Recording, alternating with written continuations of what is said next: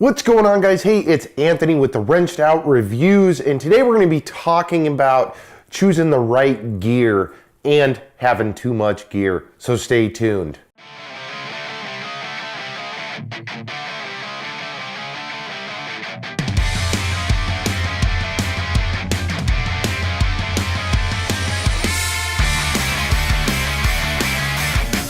All right, guys, so thanks for tuning in. If this is your first time on the Wrenched Out Experiment playlist here on YouTube, make sure hit that subscribe button or you're going to miss out on our reviews.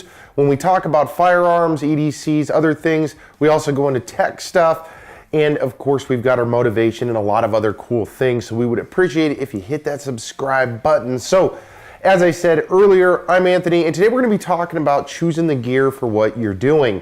Now, I've shot quite a few videos throughout our couple of years here on YouTube. We've had anywhere from the automotive videos, in which we now have the Wrenched Out Garage. We do our firearm videos, install videos, reviews. We even did the vlog for a little while. And one of the big things is, you know, as you start doing videos, no matter what it is, whether it's for your family, for business, you do have to make a selection of what you're gonna use. Now, I'm gonna use some of the very simple examples today, and I have some of the items here that we're gonna talk about. We will put some links to these items down below if you're interested in purchasing these. So, first and foremost, we use the digital camera, or DSLR, which is the Canon 80D.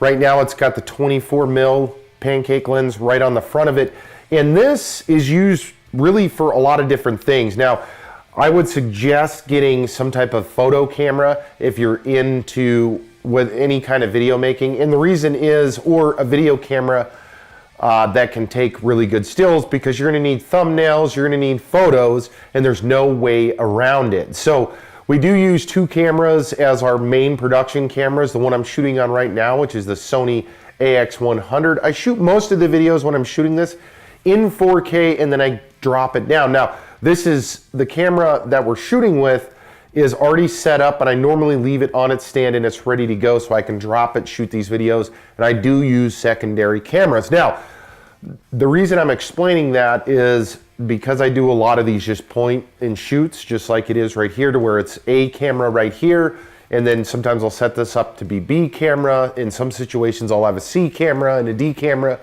but that's depending on what I'm shooting, which also leads me to my primary point of this video is, you know, you start collecting gear and you have all kinds of stuff.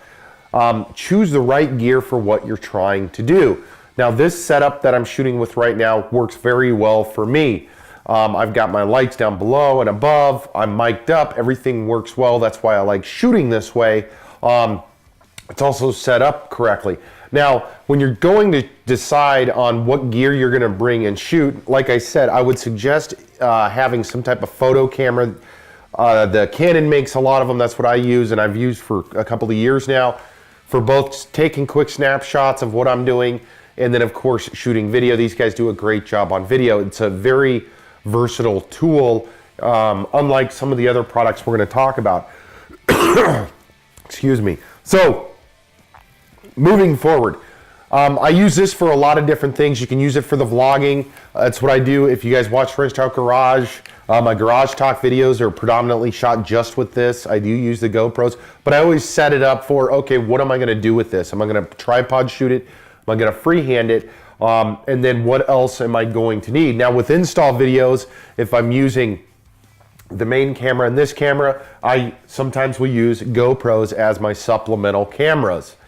Now, setting up for that requires more time. I got to make sure everything's charged, all the memory cards are ready to go, set them up to make sure they're shooting what needs to be shot. Now, too much gear is, are you going to run 10 cameras on a very simple thing? Do you even own 10 cameras? Probably not. When you go to set up your shot, choose the best camera for the job. The camera right here that I'm using is the best video camera that I have. So I use this for just standard flat shot cameras. Now, that camera, this camera right here, is not good for run and gun. This is. And the reason it's good for run and gun is the lens. It's lighter. It's more mobile. I've got my shotgun mic on top. It works well. This is a functioning run and gun camera. This is a great stationary camera. Your GoPros. Everybody has GoPros or something like this. Bring these in the field with you. You don't have to even pack this if you don't want to. These are proven. The audio's okay. You can get like the Rode Mic Me and make a little stand for it. I did that in a previous video. I'll do another one to where you can mic these up very well and you're gonna have a very nice product. These guys are very versatile. The drones, you're gonna implement drone shots if you have a drone. You know, find and make sure, don't overemphasize. I would suggest not overemphasizing on any one thing depending on what story or what you're trying to tell. Now with that being said, don't go overboard. You know, you have simple stories. That's one of the things I've learned with the videography and the cinematography and all of this and doing these videos is don't go too far into it if you don't have to. You know, if you have setups like this and more, great, set it up, make sure you're lit properly, make sure you can be heard. That's what's most important, the story behind it. So with that being said, too much gear. So I have a lot of different lenses for the DSLR. I don't always bring those with. Why? Because I don't want to pack around all that gear. It goes the same for the GoPros. I don't always bring GoPros with me. I don't always bring the drone with me. I don't always bring the GoPro with a stabilizer. Utilizing your gear is a completely different thing though. With having too much gear or not enough gear, vice versa, the one thing that I will say that I'm still doing is learning how to best utilize each piece of equipment, and I'm pushing that to the max, and I would encourage you to do the same. You know, running the DSLR with both stills and video. What's the best video? How to capture the best? How to take the best photos with it? Then you can figure out, do I actually need this when I'm going to go shoot X?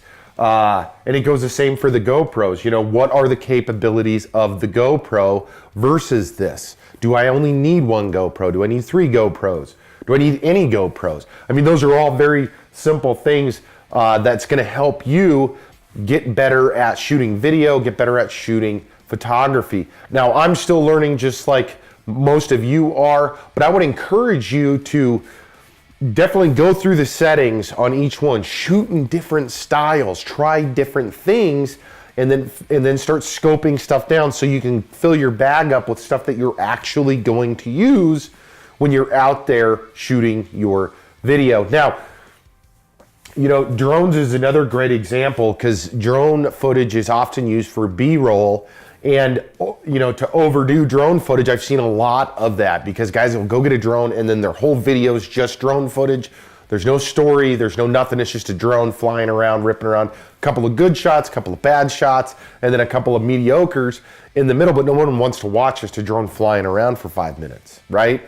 So implementing what you're doing. Now, you also might be at an area of shooting where you're gonna do your little narration or you're gonna do your, you know, if I'm out shooting with this, I'm not necessarily gonna be shooting drone footage from the same area. You know, if I'm out, hey, it's a beautiful day, I'm by some trees, I wanna tell a story or I wanna do whatever, but I'm actually gonna talk about the river. You know, that's where you'll do your river shots, and maybe you don't even bring that with and you're doing 2 different days of shooting. So it's stuff to consider. And the reason I'm saying that is for multiple reasons, because I still, as a kind of an amateur photographer, an amateur videographer, as I continue to build my skill set, as I continue to build everything that we're doing, you know, and shooting some of the firearm build videos and going out to the shooting range and stuff like that, it requires a different setup every place I go, to include, you know, some of the garage stuff, some of the drone stuff. And the one thing I've learned time and time again is the better I'm equipped with the least amount of equipment, the better off the shoot's gonna be, because then I'm not fumbling around through all my stuff to figure out where's that one thing, where's this one thing. And it's not limiting your creativity, it's controlling your creativity to where you can actually go and get the stuff that you need. with that being said, I think I'm gonna wrap it up there. We'll try to keep this semi-short and sweet. Really, I just wanted to talk about kind of the gear and selecting it. We're gonna do more of these types of videos here on the Wrench Nut Reviews, just because I think it warrants it. We're gonna do, I think, talk about some of the lenses and some of the differences. So if you guys are content creators or just starting off in this space, make sure and check these videos out. Hey, we do appreciate you guys tuning in, and of course, hit that subscribe button down below. If you like this video, give it a thumbs up. We are going to be talking about other equipment and getting prepared to go out for shoots, whether it's a photo shoot or video shoot, and how we do it here at the Wrench Nut Experiment. So thank you guys, and we'll see you guys in the next video.